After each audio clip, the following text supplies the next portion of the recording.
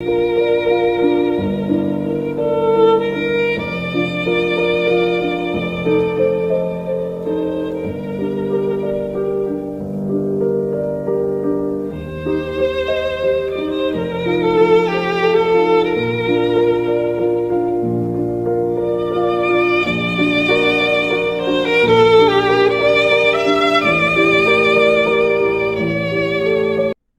que escolhemos esse tema? Nós estamos fazendo um estudo de reforma íntima na nossa casa, aos domingos.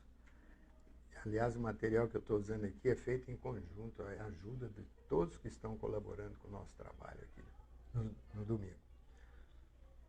Fazer reforma íntima, a gente não pode passar a ser também um auto-obsessor, né?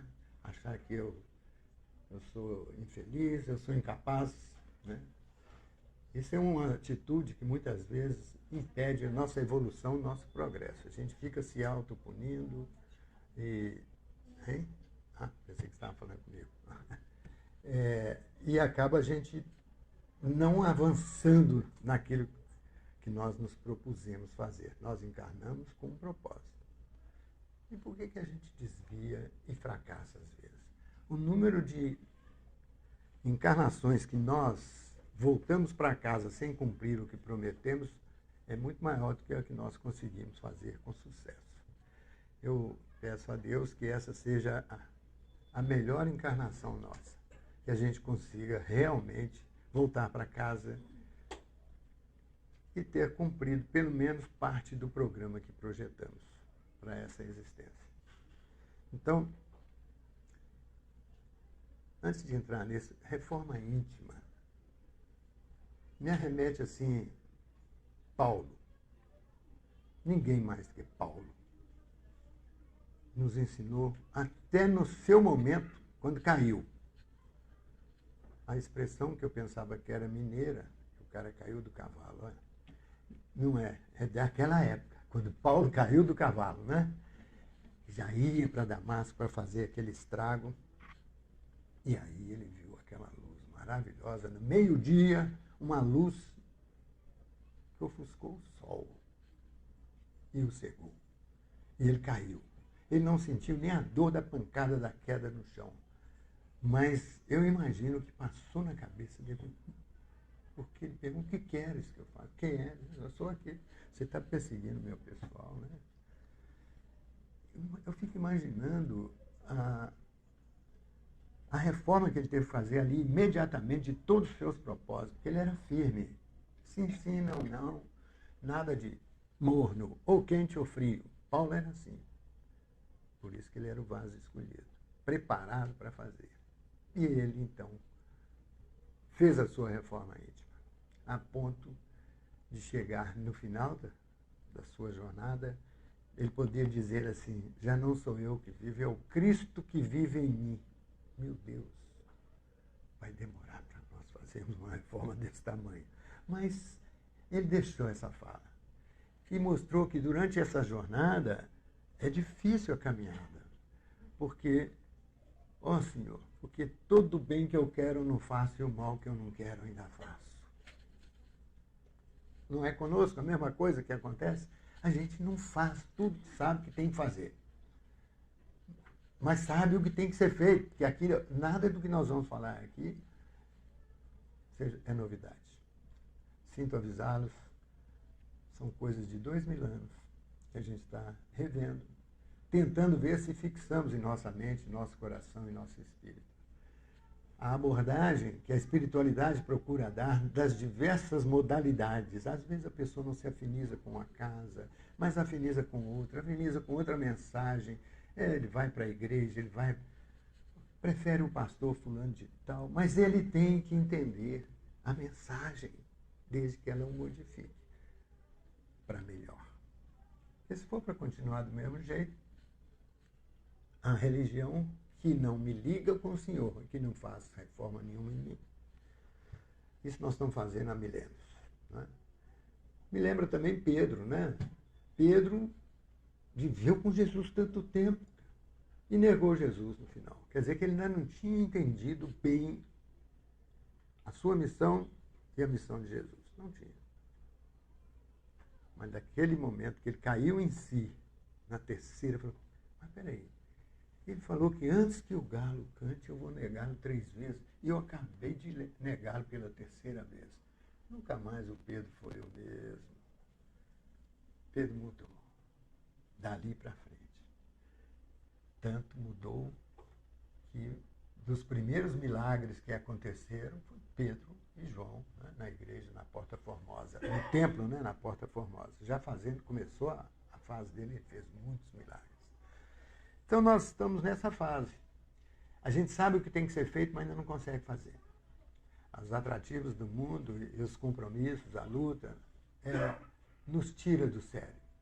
E quando às vezes mergulhamos no trabalho para fazer, trazemos aquelas mazelas anteriores, que são a nossa vaidade, o ego, e trazemos para dentro do núcleo de estudo. Aí cria antipatia, espalha inimizade, fala mal de alguém, fala mal do outro. Não consegue controlar o menor órgão que nós temos, que nos traz tantas encarnações de aflição e de sofrimento, que é a língua.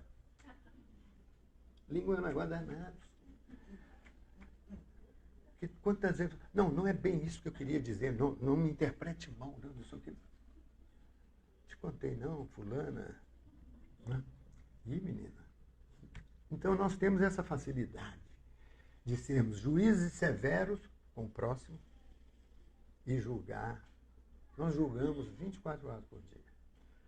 Julgamos o outro motorista, julgamos as outras pessoas, e a roupa do Geraldo, a careca do Geraldo, a barriga do não sei quem. A gente está sempre julgando. Quer que todo mundo seja igual a gente. Seria horrível o mundo ser igual. Não é? Todo mundo igual a você. Não é? Tem graça, tem graça.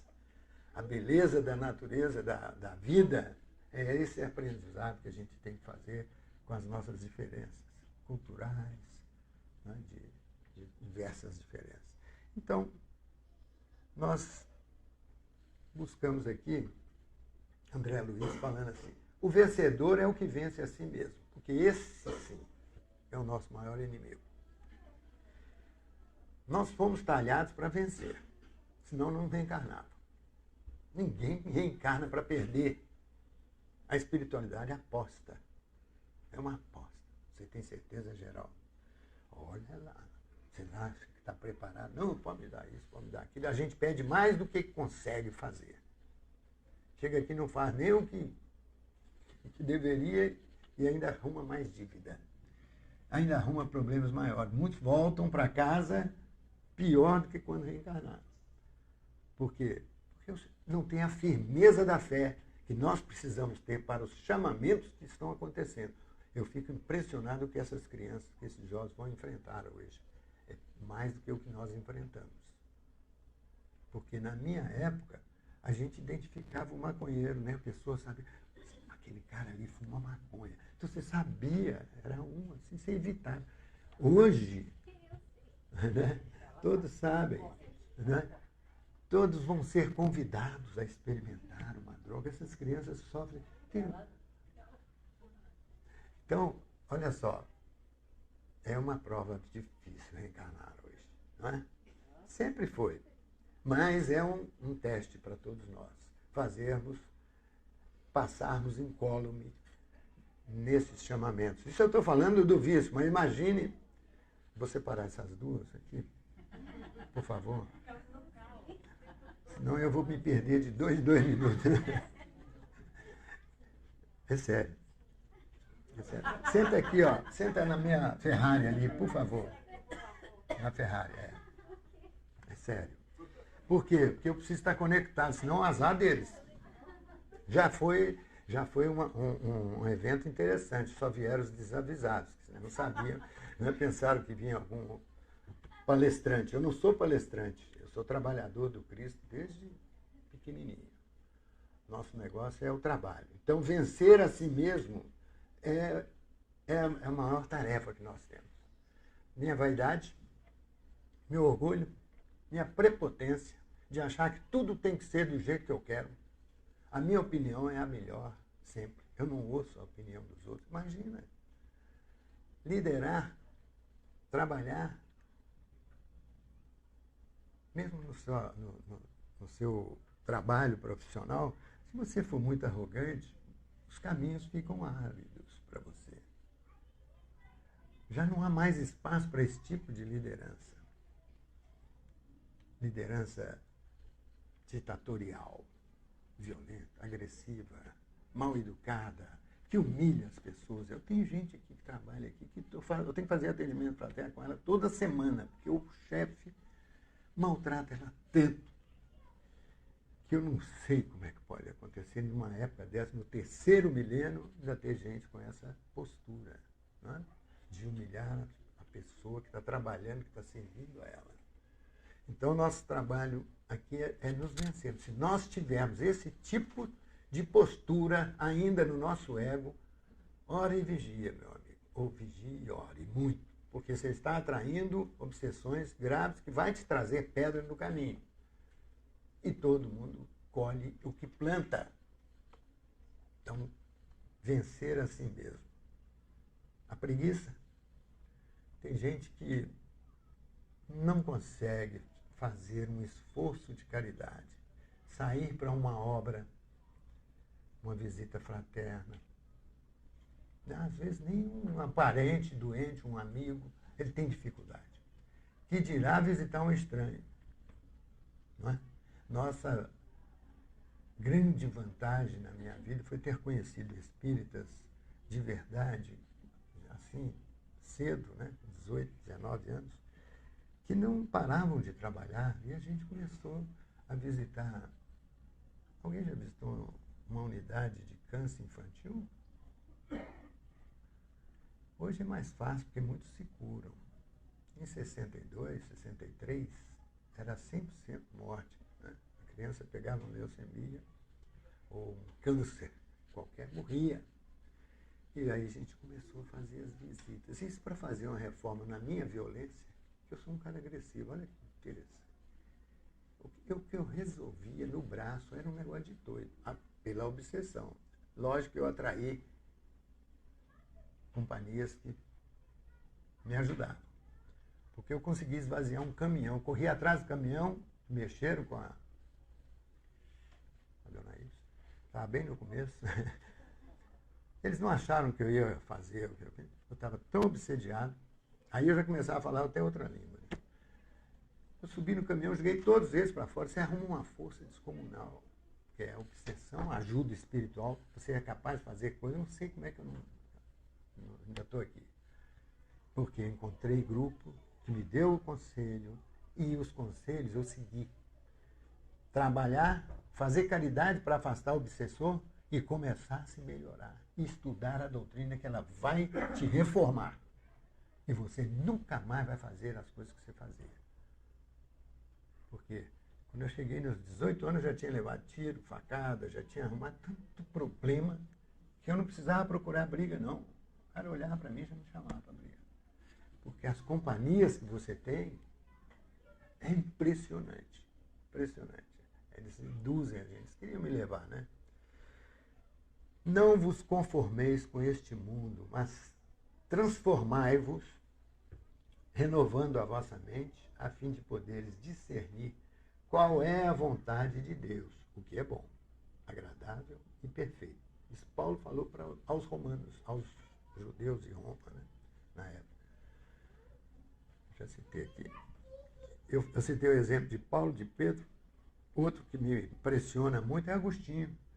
Porque Agostinho era igual a gente. Olha só que interessante. E é um espírito de uma grandeza, de uma luminosidade. E era igual a nós, você acredita? Ele custou aceitar o cristianismo, porque ele ficava dividido. Cristo ou as religiões? Porque cristianismo não tem nada a ver com Cristo. Não sei se você sabe, já notaram? Tem uma diferença danada. A mensagem do Cristo é uma. Cristo era judeu. Quem não sabia, fica sabendo. Jesus era judeu. Ele, com 8 dias de nascido, teve que ir ao templo. Ó. Foi onde Maria recebeu a orientação que ela ficou sabendo que sua alma seria transpassada por uma espada de dor. Ele falou, grupo que você montou lá, como é que chama lá? O Simeão. Simeão, o sábio, ele tinha sido avisado que ele não morreria sem ver o Salvador da humanidade, né? O Messias. Quando Maria entrou com o bebê e José no templo judaico, judeu, né, para fazer as coisas que tem que fazer, Simeão não ia ao templo naquele dia, mas tinha vontade de ir. E foi. Foi só ele chegar e ver Maria entrar com aquela criança, ele sentiu uma coisa no corpo, ele pegou a criança e ficou empolgado. Falou, agora o Senhor pode fechar meus olhos já viram aquele que vai salvar a humanidade. Bonito, né? O cara era bom mesmo, porque ele já tinha sido avisado muitos anos, e ele esperou até ficar velhinho, ele já estava velhinho quando ele viu. E ele pegou o bebê, meu Deus, mas olhou para os pais, imagina, pai carpinteiro, pessoal pobre, menino pobre, meu, sim, como é que você vai implantar teu reino aqui, se você nasceu nessa miséria? Você tinha que ter nascido em Roma, ou na casa de ricos, de poderosos, com que exército? Aonde você vai colocar o seu reino aqui? Como você conseguirá isso? E nada aconteceu. E ele entregou. Falou, mas sua alma será transpassada por uma espada. Só no plano espiritual é que ele descobriu que o menino, mesmo sendo bebê de 8 dias, tinha respondido a ele. Sabe como? Quem não conhece a mensagem? De Humberto Campos. O tempo todo que ele conversava com o menino, querendo saber, indagando, por que você nasceu num lugar tão pobre, sem poder? O menino batia a mão no coração dele, no peito dele. Porque é aqui que nós vamos fazer a nossa reforma. É aqui que nós vamos ter que ter nosso avanço. Então, o que é a reforma? O que é? É a transformação do homem velho no novo, dentro dos ensinamentos do Divino Mestre. Paulo toda hora falava assim, que a luta que ele tinha para combater o homem velho, que é como ele era antes, para poder ter uma atitude nova. Um dia o cara falou aqui que tem que matar o homem velho, eu quase saí correndo. Não tinha nada a ver comigo. Não, ele estava falando sobre isso aqui, entendeu? A matar o homem velho e fazer nascer dentro de si um homem novo. Com as novas posturas, com a nova filosofia, com o novo conhecimento, com humildade, com capacidade de discernir que a doutrina, essa chave da interpretação da doutrina espírita é fantástica. Com ela você lê qualquer livro. Eu tenho em casa o que você quiser, o Corão, Buda. Você pode ler. E você vê as convergências e as divergências. Consegue ver o que é de Deus. Inacreditável. Porque com essa chave você abre as portas. Por isso que o Evangelho segundo o Espiritismo é focado na parte moral, que é a que nós precisamos. É a que nós precisamos fazer a nossa reforma. Né? Para transformar o homem e, a partir dele, toda a humanidade, para trabalharmos juntos ao plano espiritual, integrando-nos na preparação do terceiro milênio, que já chegou. Isso aqui foi 1800 e pouco, já chegou. Então nós já estamos vivendo essa transformação. Como fazer? Buscando viver de forma coerente com os ensinamentos de Jesus. Isso pode ser feito sozinho ou apoiado por um grupo de estudos e pela cobertura do plano espiritual. Sozinho, só lendo. Alguns podem até conseguir, eu acho mais difícil. Eu tive motivação por exemplos. O exemplo me arrastou. Pessoas, eu agora não posso falar velhinha, né, porque ela tinha a minha idade que eu tenho hoje, mas pessoas velhinhas, trabalhando, fazendo, construindo. Meu Deus, eu estava com 18, 19 anos, ele consegue fazer mais do que eu. Vai ver a história da pessoa, a vida inteira trabalhando por Cristo. E quando desencarnou, 7 dias depois eu estava vendo ela. Novinha. Uma pessoa de 84 anos, 7 dias na Federação, na União Espírita Mineira, uma pleiade de espíritos entrando, celebrando, o pessoal homenageando essa senhora, Maria Bandeira. Ela, desde 10 anos de idade, ela recebia Bezerra de Menezes e psicografava receituário homeopático. Criança, mas vai saber, coisas lindas dessa natureza. E quando ela desencarnou, 7 dias depois, a gente via entrar aquela pleiade de espíritos, uma linda deusa grega na frente, só depois que deu para a gente entender quem era. Era ela, jovem, linda, parecendo uma deusa grega. Por quê? Porque o corpo envelhece, o espírito de escola ele não envelhece. Porque tem muito jovem aqui que desencarnando vai ficar mais feio do que o corpo.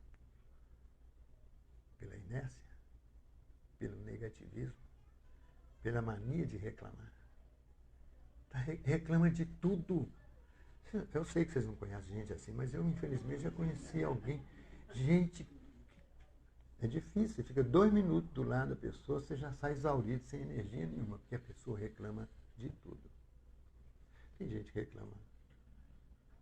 Até do palestrante. Hoje vai ter gente que vai reclamar. É comum, mas aqui está justificado. Mas, por exemplo, é comum a pessoa reclamar, vem aqui, come a comida que a gente faz, que é para confraternizar.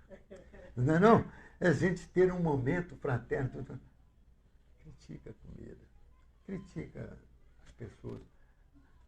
É uma infelicidade difícil. Porque eu posso ficar longe dela e ela, que não pode ficar longe dela. Ela vai ter que ser... Onde ela for, ela vai com o seu negativismo, reclamando. Quando os olhos são maus, tudo é ruim, cara. Por isso que Jesus falou, se seus olhos são bons, todo o seu corpo é bom. Nós temos que ter olhos bons, de ver as coisas boas, positivamente. Positivamente. Nós estamos aqui para evoluir, para crescer, para trabalhar e servir. Por isso que a prece de Cássio, dai-me força, Senhor, de ajudar o progresso para um dia eu chegar até vós. No trabalho, gerando emprego, não é só levando sacolinha para necessitado ou fazendo visita. Não. Todo trabalho, toda ocupação útil, honesta, é trabalho. E é a melhor prece. São mãos ocupadas produzindo progresso. Ajuda. Eu aprendi cedo a distinguir. Porque você, às vezes, acha que é só na religião que tem espírito bom. Eu conheci pessoas sem religião, que eu oro por ele até hoje. Porque era um homem responsável por mais de 20 mil famílias. Dava emprego. Correto. Corretíssimo. E você vai falar, hoje eu não sei se tem desse nível, né? Porque dono de banco, correto? Trabalhei diretamente com ele, Aloysio Faria. É um homem que tinha o dom do Midas, botava a mão, virava ouro nas coisas. Mas nada de... Ele não podia comer mais do que eu. Ele comia a mesma quantidade, vestia do mesmo jeito, né? Então, as felicidades da terra, as coisas da terra têm limite.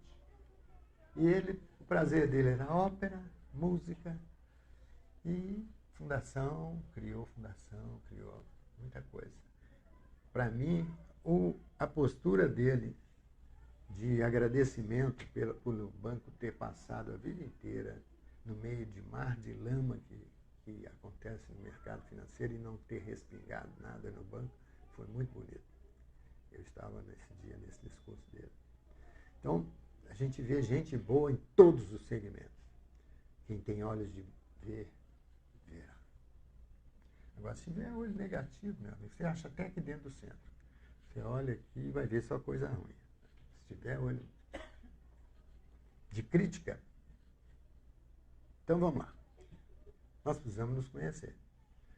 O pior doente é o que não sabe que está doente. É ou não é? Ela não sabe que está doente, vai morrendo devagarzinho. Agora, O que me atrasa? O que não me deixa ter luz na alma? O que me conecta com espíritos atrasados? Por que eu tenho problemas obsessivos? Acabo entrando em situações desconfortáveis, difíceis na vida. Minha sintonia. Eu acredito em sintonia. Na época de Kardec, falar em sintonia era difícil. Imagina. Frequência, mais difícil ainda. Hoje, qualquer criança sabe. A primeira coisa que eles me pedem quando entram lá em casa é me dar a sigla do Wi-Fi. Eles sabem que existe frequência. Né? Existe. Eles podem entrar no Wi-Fi. Nós é que estamos aqui tentando entrar no Wi-Fi divino, na frequência de Deus, para aprender a produzir o que nós somos capazes de produzir, porque quem disse isso não é um Geraldo, não. O Senhor falou, o que eu faço, vocês terão que fazer muito mais. E se você tiver fé do tamanho de um grão de mostarda, você vai fazer. O problema é que eu acredito mais na minha parte negativa. Eu sou incapaz. Quem sou eu? Nossa Senhora, não consigo não. Vou fazer. Olha, nós estamos construindo, nós estamos pensando aí, vamos ter uma sede. Fala que vai ter uma sede, vai comprar uma sede aqui. Muita gente duvida.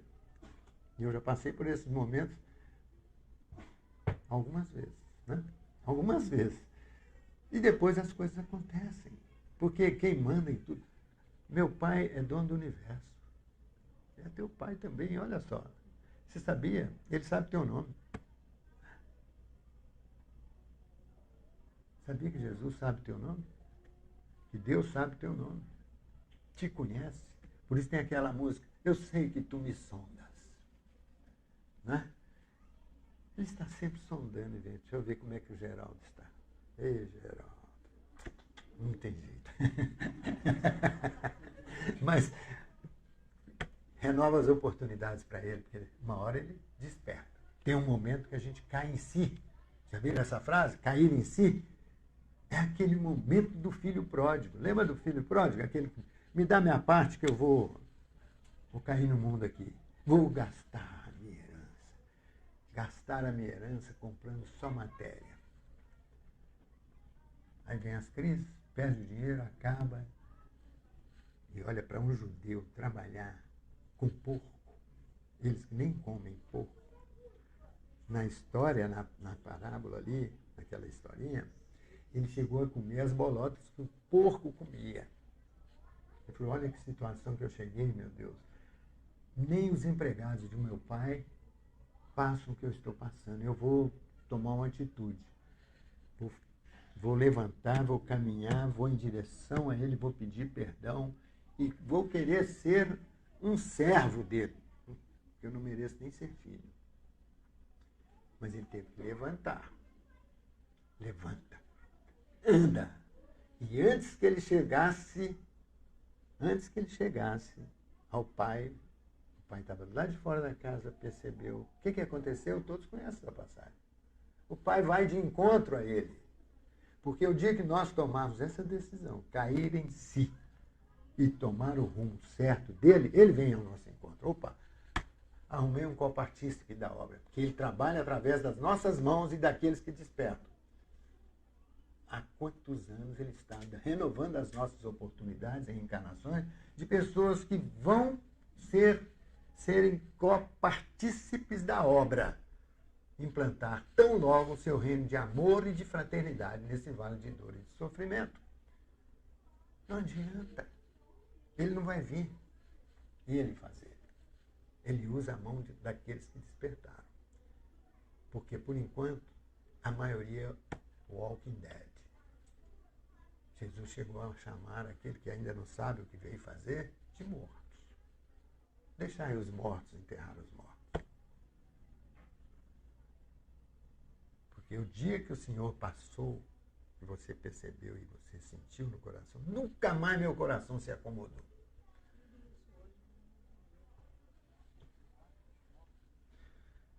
Não basta conhecer as causas e origens dos nossos traumas. Não basta. O pessoal faz análise, faz isso, aquilo. Ah, o culpado foi seu pai que batia, ou sua mãe que fez isso. Não adianta.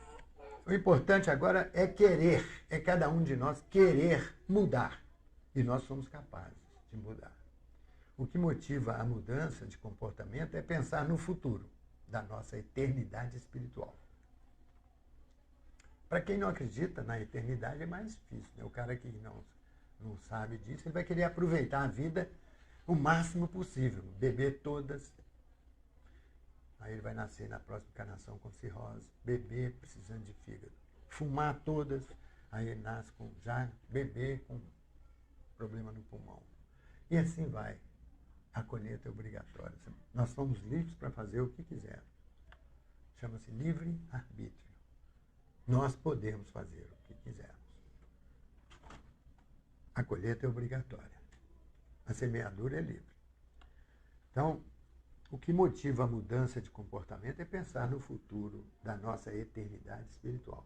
Quando não procuramos, por vontade própria, nos conhecer, conscientemente somos às vezes levados a nos conhecer nos entrechoques com aqueles do nosso convívio familiar, sociedade, trânsito, whatever. Alguém que chega e fala. Então, principalmente, aqueles que não gostam da gente, ou se a gente tem um inimigo, ele que nos ajuda mais, porque ele fala a verdade. Se você parar bem, o que ele está falando tem fundamento. E se seus olhos não são bons, tudo que você vê de ruim nos outros é porque teu coração está cheio. Palavras do Senhor, né? Do geral, não me culpe. Porque seus olhos veem aquilo que ele vai cheio no coração. Né? É no convívio com o próximo que expressamos a nossa condição real, como ainda estamos, não o que somos.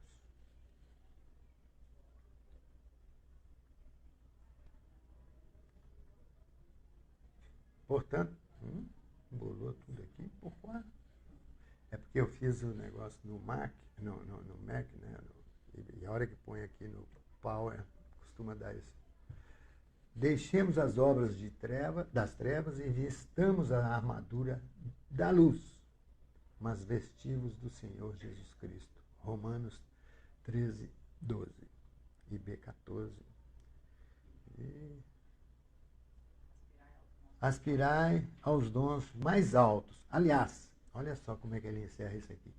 Passo a indicar-vos um caminho que ultrapassa a todos. Isso é Paulo, falando aos Coríntios. Passo a indicar-vos um caminho que ultrapassa a todos. E depois, na sequência, eu convido vocês a pegar o Evangelho e ler, que na sequência você tem esse Coríntios 13, que é uma passagem maravilhosa. É um hino ao amor, à caridade. Não vou fazer, porque eu quero encerrar mais depressa que rapidamente, porque a gente tem compromisso aqui hoje. Né? O conhecer-se, não basta conhecer as causas e origens de nossos traumas. Eu já passei isso. Repetiu. Conhecer-se pela dor. Pela dor retificamos as nossas mazelas do ontem, longínquo ou próximo, de outras existências ou da presente vida. A maioria das aflições que vivemos nem tem nada a ver com as existências anteriores. A gente costuma achar que tudo que a gente está passando tem consequência por cada vida anterior. Nem tudo. Nós geralmente estamos colhendo o que plantamos já nessa vida. Se você era uma pessoa desleixada, preguiçosa, não gostava de estudar, então não vai concluir, não vai formar, não vai fazer nada, já vai começar a tornar mais difícil a sua jornada. Por vontade própria. Isso eu estou falando daqueles que até têm oportunidade. Tem famílias que os pais têm condições e que não conseguem fazer a família, os meninos andarem. Né? Então, os processos de sofrimento, nas suas mais variadas formas, provocam na nossa alma o despertar da consciência. Por quê? O sofrimento, por que só pelo sofrimento que eu vou despertar? Por que esperar a dor? Vamos desenvolver o amor. O amor constrói, é melhor. Porque para alguns é assim, o sofrimento para nós é luz divina do Senhor. Quem não sofrer como sofreu Jesus, não tem valor. A sementeira do bem germinará, às vezes, pela dor. Mas é preciso também ser irrigada de amor. Quem não aprende a sofrer, anula o bem que há de vir. E aí nem vale a pena viver sem progredir. Mais uma existência perdida. Por quê? Gente, reencarnar é difícil. E agora, com esse negócio de liberar aborto, vai ser difícil. E se às vezes a gente pensa que conseguiu, a gente vai ser abortado. Preparem. Vai ser uma coisa, mas cada vez está ficando mais banal. Imagine. Então, valorize a encarnação que estamos tendo e faça o que tem que fazer agora. Não deixe para a próxima. Não deixe. As dores ensinam-nos profundamente a nos conhecer, a nos transformar, e por mais que soframos, precisamos ter a disposição íntima de agradecer. Olha, minha infância não foi fácil, mas eu não reclamo. Era o que eu precisava para crescer. Bastou minha mãe não me abortar, já está bom demais. Me deixou nascer, a responsabilidade é nossa. Tem criações que às vezes até atrapalham, de tanto amor que sufoca. E a pessoa acaba não fazendo o que tinha que fazer. Eu acho que tem desafios, que tem espíritos que precisam ser desafiados para ele mostrar a sua grandeza. Então, vamos lá. Vamos fazer o que tem que ser feito. Não precisa ser amigo dos filhos, tem que ser os pais. Cobrar, ensinar, exigir respeito, dar limites. Dar limites. Eu trabalhei com jovens a vida inteira. Eu visitei jovens presos, jovens que partiram para a droga de alta sociedade, meninos. Sabe quem que eles culpavam? Os pais. Minha mãe nunca me pôs limites, nem meu pai. Ele nem ligava. Meu pai só trabalhava. Minha mãe nunca me impôs limites. Opa, isso gravou na minha cabeça. Eu falo, cara, porque aquele que a mãe pôs limites, ele depois agradece. Ele cresce e entende que ele vai fazer o mesmo com os filhos dele. Essa é a verdade. Né? Conhecer-se pela autoanálise, que um grande amigo nosso aqui, o nosso Agostinho, compreendemos toda a sabedoria dessa máxima. Conhece-te a ti mesmo. Isso estava no templo lá de Delfos. Né? Mas a dificuldade está precisamente em se conhecer a si próprio. Qual é o meio de chegar a isso? Pergunta 919 do Livro dos Espíritos. Responde Santo Agostinho: fazei o que eu fazia quando vivi na Terra. Ao fim de cada dia, interrogava a minha consciência. Passava em revista o que eu havia feito e me perguntava a mim mesmo se não tinha faltado ao cumprimento de algum dever, se ninguém teria motivo para se queixar de mim. Foi assim que cheguei a me conhecer e ver o que em mim necessitava de reforma. Se você fizer isso, vai se surpreender. Vai se surpreender. Faça. Quando estás indeciso quanto ao valor de vossas ações, perguntai como as qualificarias se tivessem sido praticadas por outra pessoa. Se as censurardes em outro, essa censura não poderia ser mais legítima para vós, porque Deus não usa de duas medidas para a justiça. Formulai, portanto, perguntas claras e precisas, e não temais multiplicá-las. Por quê? Com a mesma vara que medirdes, serás medido. Nós precisamos pensar antes de falar. Porque a gente sofre de um negócio interessante, por isso que vencer a gente mesmo é difícil. Está quase na hora. A autoobsessão acontece conosco. Você acredita que não precisa ter espírito para nos obsediar, para atrapalhar a nossa vida? Nós mesmos atrapalhamos. Por isso que eu abri aqui falando, se a gente vencer a si mesmo, já é uma encarnação de vitória. É outro nome para fixação mental.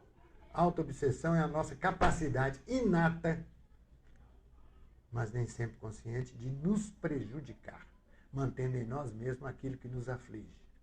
Olha que coisa interessante. É o sabotador que a nova ciência está dizendo. Todos nós temos dentro de nós um sabotador dos nossos sonhos. A gente tem dificuldade de analisar e perceber isso. Às vezes a gente fala coisas contra nós mesmos. Bloqueia coisas que a gente poderia fazer. A vibração que nós temos que manter permanentemente, até para ter saúde. Porque a ciência está avançando. Eles estão chegando aonde Jesus já tinha ensinado. 2000 anos atrás, você acredita que a ciência está chegando aí? Tá. Por isso que a gente diz, diga-me o que pensas que eu te direi com quem andas. Como é que está a sua alma? Como é que é a sua saúde? Não adianta a gente querer transferir a culpa para os outros. Nós somos responsáveis pela nossa felicidade. A nossa ligação com o passado é muito forte, pois somos espíritos imortais. O que ele quer dizer com isso? Se essa encarnação é a nossa melhor, eu não quero nem saber como é que eram as outras. Minha, estou falando por mim. Vocês, tudo espírito de luz, a maioria, mas eu fico imaginando. E o Sérgio não veio hoje, né? Então, eu fico imaginando como é que é. Não, mas tem a Mercedes aí, que também brilha qual doce luz, né, Mercedes? Então, a gente fica imaginando como é que nós não éramos no ano 1500, 1200, hein? Na época do Império Romano. É difícil, gente. Até porque é o seguinte, pensa bem, gente. Acesso à cultura, tem poucos anos que a gente teve essa chance de ser alfabetizado. Sabia? Sabe quantas encarnações, milhares nós tivemos analfabetos. Nossa cultura era toda verbal, de boca em boca, passava. Por isso que o judaísmo sobrevivia assim, era tudo cantado e decorado. Quase ninguém lia. Hein? Então, o que nós não fazíamos? Por ignorância. Sair dessa encarnação sem matar alguém, maravilha. Porque a gente raramente saía de uma encarnação sem reagir e matar. Porque a vida não tinha muito valor, realmente. A nossa violência, ela está tão latente dentro de nós que você pode analisar o nível dela dentro de você. Na sua primeira vontade. Me deu uma vontade de esganar. Eu já ouvi essa. Se fizesse comigo, eu matava. Ainda estamos nesse nível. Porque fizemos isso muitas vezes. Então, a gente, por ter consciência das maldades que fizemos, da violência que usamos, do estrago que fizemos no progresso da humanidade, é que a gente não se dá, às vezes, o direito de ser feliz. Por isso que o poeta, que eu gosto, viver e não ter a vergonha de ser feliz. Porque a gente tem vergonha. Aquela pessoa que acha que não tem direito de ser feliz, é remorso. Ela tem que fazer um trabalho. Paulo, se fosse assim, Paulo não teria se perdoado, que ele foi o causador da primeira vítima, né, do cristianismo. Ele poderia ficar ali lamentando a encarnação inteira. Eu sou o último. Eu sou um déspota, um criminoso. Então, se alguém ainda sente que não tem direito de ser feliz, esquece. Porque se te der a nova chance de uma nova encarnação, porque tem esperança que você seja. E supere. Porque todos têm o direito de ser felizes. Na felicidade relativa, que é até onde a gente pode ter aqui na Terra. Filhos criados, encaminhados, né? Cumprindo as coisas. Porque nós não podemos ter vergonha de ser feliz. Quem tem Jesus no coração, mais ainda. Tem que ser alegre. Quem tem Jesus gosta até de cantar. Mesmo na dor e na aflição. Mesmo quando não dá, né? Tropeça aqui, cai lá, uma traição, uma maldade. Vai passando. E de novo levanta e continua trabalhando e cantando. E servindo. Né? Então, Esse processo de autoobsessão é uma situação onde a pessoa atormenta a si mesma com pensamentos dos quais não consegue se livrar. E aí vira monoideia. Aí vem um amigo que estava te procurando já há algum tempo, foi uma das suas vítimas. Ah, não adianta disfarçar. Nessa encarnação agora, você está aí num corpo de homem, pensa que eu esqueci, que você me fez. Né? E vai te atazanar a vida. Então, processos obsessivos externos tem, mas o pior é esse aqui, viu? É o mais difícil da gente resolver. Porque às vezes a obsessão, numa mesa mediúnica, o obsessor é a vítima nossa, né? Ele acaba aceitando os conselhos do doutrinador, ele acaba entendendo, estou perdendo tempo, preciso evoluir, quero ver mamãe, quero ver meus filhos, e vai. Mas o obsediado acaba arrumando outro. Porque Jesus teve que falar com ela, olha, vá e não peques mais, para que não te aconteça coisa pior. E assim acontece, que volte outros, né, e tome lugar, ache a casa limpa e assuma. É assim que acontece. Então, são traumas, remorsos, culpas e situações provindas da intimidade do seu ser que prejudicam-lhe a normalidade psicológica. Nem é bom fazer esse negócio de regressão, porque se você começar a ver as coisas todas que você fez no passado, talvez em vez de melhorar, pode piorar. Eu vi casos de piora. Eu vi casos. Quando começou essa moda, todo mundo querendo fazer regressão, menina, eu vi um caso lá no Rio, chocante. Mas não é o tema aqui. A gente se autoanalisar, autoeducação permanente, ordenada, precisamos sair da condição de indivíduos conduzidos pelo meio para passarmos à categoria de condutores de nós mesmos. Não posso ser burrinho de presépio. Não é porque fulano falou, mandou, não. Não, nós temos capacidade de nos educarmos, de ler. Quem não gosta de ler é complicado. A evolução é mais lenta porque a gente sabe que, apesar de toda a ferramenta que a gente tem hoje, você tem que ler. Pode ser na internet, pode ser no computador, no livro, mas você tem que ler. Ou você vai aprender com as experiências próprias, no sofrimento. Mas você pode aprender com o sofrimento do outro, com o exemplo do outro. Não é? Isso aí, a gente vai crescendo. É um trabalho de superar a nossa animalidade para alcançar vibrações mais elevadas que possam modificar a constituição espiritual e mental. É preciso identificar os vícios e identificar os defeitos. Vício é suicídio, seja qual for. É suicídio. Por isso que, mesmo lá no começo, chamava-se os pecados capitais. Né? A gula mata. E os vícios todos matam. Né? Hoje a gente tem muito mais uma gama de opções. Não, eu não fumo cigarro, eu puxo um vapor. Meu amigo, está ferrado.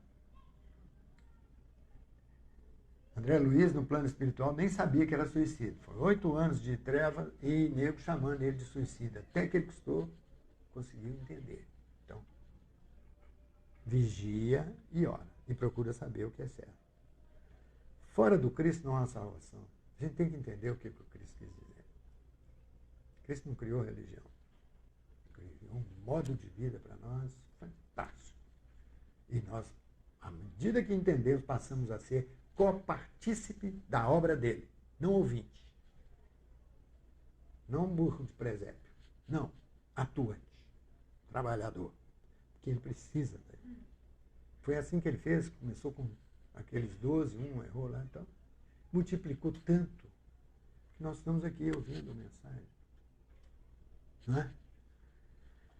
Identificar os nossos defeitos. Eu sei que a maioria aí não tem, mas eu, quando faço análise, tenho que pegar um caderno bem grande para anotar que defeito, coisas que nós precisamos aprimorar, a gente sabe que tem. Né? Eu não vou poder aprofundar. Mas identifique seus vícios, tá? Tem os vícios radicais. Aí é um vício aí. Egoísmo. Pelo amor de Deus, não seja egoísta. Não seja. Identificar, observe-se e veja se algum desses vícios ainda fazem parte da sua vida. Fumo, álcool, jogo, gula, compulsões sexuais, etc. Vícios da modernidade. Excesso de celular, de séries, videogame, apostas online, etc. Vícios da antiguidade que continuam ativos e precisam ser monitorados. Falar mal do outro. Não, aqui não precisa, esse a gente não precisa. E vitimizar-se. Esse é um vício. Hein? Vitimizar-se. Eu não consegui, também meu pai não me deu isso, também eu não tive chance. Ó céu, ó vida, ó azar. Lembra? Tem gente que justifica tudo, né? Identificar os defeitos. Como definir o limite em que as paixões deixam de ser boas ou más? As paixões são como um cavalo, que é útil quando governado e perigoso quando governa. Se é ele que me governa, ferrou. Conhecei, pois, que uma paixão se torna perniciosa no momento em que a deixais governar. Acho que não entendi, não. Quando resulta num prejuízo qualquer para vós ou para outro. Vou ter que acelerar. Bom, um convite para você. Na reunião de domingo, nós já estudamos vários capítulos desse apostila que nós estamos estudando. Orgulho, vaidade, e te convidamos a desvendar conosco como a inveja, a avareza, outros defeitos se manifestam dentro e fora de nós. E a gente percebe na criação dos filhos. É quando ele é pequenininho que a gente, já tendo a psicologia, quem está prestando atenção, você já percebe a tendência da criança e já trabalha na correção de curso. Porque, para provar para você, eu não queria assustar, mas aquelas crianças todas são espíritos mais velhos às vezes que nós. Eles vêm com o acervo deles. Nascem para ser reeducados. Ó, que interessante. Nascer é uma forma de ser reeducado. Se o pai negligencia, até quando recebe um espírito que tem virtudes, porque tem potencial de fazer coisa boa, mas não pôde ser criado com a devida inteligência, desperdiçou. Não é? Então, assim, podemos registrar mais rapidamente as ações de cada um deles e iniciar nossa mudança interior, diminuindo as consequências desastrosas dos defeitos em nossas vidas. Vamos juntos aprender a evoluir seguindo os ensinamentos de Jesus. Com ele nós conseguimos, para poder sermos livres de usar o nosso livre-arbítrio com sabedoria. E o preço da liberdade é a eterna vigilância. Vigiar e orar. Então, para estarmos livres das investidas dos nossos próprios defeitos, é preciso conhecer o terreno e vigiar sempre. E se sentir que está fracassando, que está difícil, eleva o seu pensamento a Deus. Converse com Ele, nosso Pai. Ele é um Pai amoroso. Ele nos ama. Não nos abandona. Agostinho custou a ter o ataque de lucidez. O dia que ele teve o ataque de lucidez, ele começou a ouvir aquela voz, ele conversava com Deus. Eu que vivi no pecado, e ele ouvia. Onde tu andavas, Senhor? Quando eu estava no erro e no pecado, eu estava em ti. Tu que te afastavas de mim. Porque onde você estiver, ele está em ti. Nós é que não sabemos usar esse potencial. Ele está em nós. No dia que nós tivermos essa consciência, nossa fé é fortalecida. Neste entendimento, nós vamos poder fazer aquilo que Jesus pediu. Curar as pessoas. Não é sair, criar uma clínica aí para sair curando as pessoas. Não. Um abraço fraterno, um passe singelo aqui. A minha vontade de ser útil a Deus, a Jesus. Fazei de mim instrumento de sua paz, Senhor. Que todos que aqui batem, estão batendo na porta de Jesus, que ele falou, batei e abri-se-vos-á. Pedi e obtereis, que eles obtenham. E se o Senhor puder fazer uso de nós como instrumento, gratidão. E as deficiências que eu tenho, que elas não sejam empecilhos para que a obra aconteça, o socorro aconteça, que todos que vieram recebam, como vão receber agora. Na frequência que estamos entrando, a espiritualidade trabalhando, faça a melhor imagem do que está acontecendo. Isso aqui é um pronto-socorro espiritual. A minoria são os encarnados, nesse momento. Porque dos canais, das rampas que temos aqui para os departamentos de socorro da casa, onde entram os mais necessitados desencarnados, os que vão se manifestar nas reuniões, os que vão ser encaminhados para outras regiões. Olha, se eu desencarnar num acidente qualquer, numa situação aí na rua, se eu puder ser conduzido para esse pronto-socorro aqui, eu já estou no meio caminho andado. Porque eu conheço esses espíritos que aqui estão. E eu fico feliz quando a pessoa que nem nunca veio e vem e me conta, cara, não é possível. Eu pensei até que eu estava no lugar errado. Eu falei, pô, eu estou no centro espírita, estou vendo uma freira. Como é que pode? Então o cara não era espírita bem, né? E viu a freira, né? E veio perguntar por mim. Essa era a irmã Agnes, que está coordenando o nosso trabalho de assistência, que vai coordenar os passos em vocês agora. Na frequência que a nossa irmã Hélida vai fazer, de nos conectar, de nos deixar em condições de receber. Porque, lembrem, Jesus não assumiu nenhuma cura. Tua fé te curou. Não precisa ritual, não precisa gesticular nada. Nós nos disponibilizamos, a espiritualidade vem, canaliza as energias do alto, combina com as energias da natureza, com os fluidos de quem tem para dar, que às vezes pensa que está recebendo e está doando, porque tem gente que tem em abundância. Tem gente passando mal por excesso de fluido no organismo. Está sonegando, vem trabalhar com Jesus, amigo, vem. Muita paz, Jesus abençoe a todos. Salve Cristo.